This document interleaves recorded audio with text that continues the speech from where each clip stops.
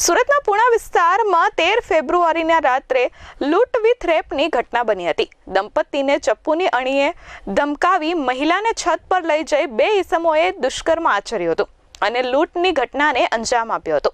આ ગુનામાં પોલીસે બે આરોપીઓની ધરપકડ કરી છે। પોલીસે આરોપીઓની ધરપકડ કરી કોર્ટમાં રજૂ કરતા 2 દિવસના રિમાન્ડ કોર્ટે મંજૂર કર્યા છે। આજે આરોપીઓને સાથે રાખી પોલીસે ઘટનાનું રિકન્સ્ટ્રક્શન કર્યું હતું।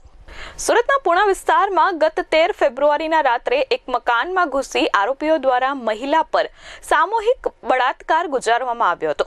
પોલીસે ગણતરીના કલાકોમાં બે આરોપી નિકુંજ ભીંગરાડિયા અને દિનેશ યાદવને ભાવનગરથી ઝડપી પાડ્યા હતા। ભાવનગરથી બંને આરોપીઓને સુરત લવાયા બાદ કોર્ટમાં રજૂ કરવામાં આવતા કોર્ટે 2 દિવસના રિમાન્ડ મંજૂર કર્યા છે।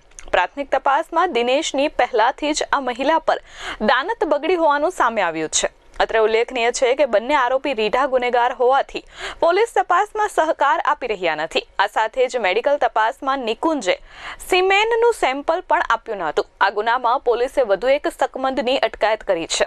પુણા વિસ્તારમાં 13 ફેબ્રુઆરીની રાત્રે દંપતી પોતાના મકાનમાં સૂતું હતું ત્યારે આ 3 ઈસમો ત્યાં ચપ્પુની અણીએ ઘૂસી ગયા હતા અને મહિલાને છત પર લઈ જઈ વારાફરતી દુષ્કર્મ આચર્યું હતું અને ત્યારબાદ ઘરમાંથી રોકડ રકમ અને બ્રેસલેટની ચોરી કરી હતી। આ ઘટના બાદ મહિલાએ પોલીસ ફરિયાદ નોંધાવતા પોલીસે તાત્કાલિક કાર્યવાહી હાથ ધરી હતી અને બે આરોપીઓની ધરપકડ કરી છે।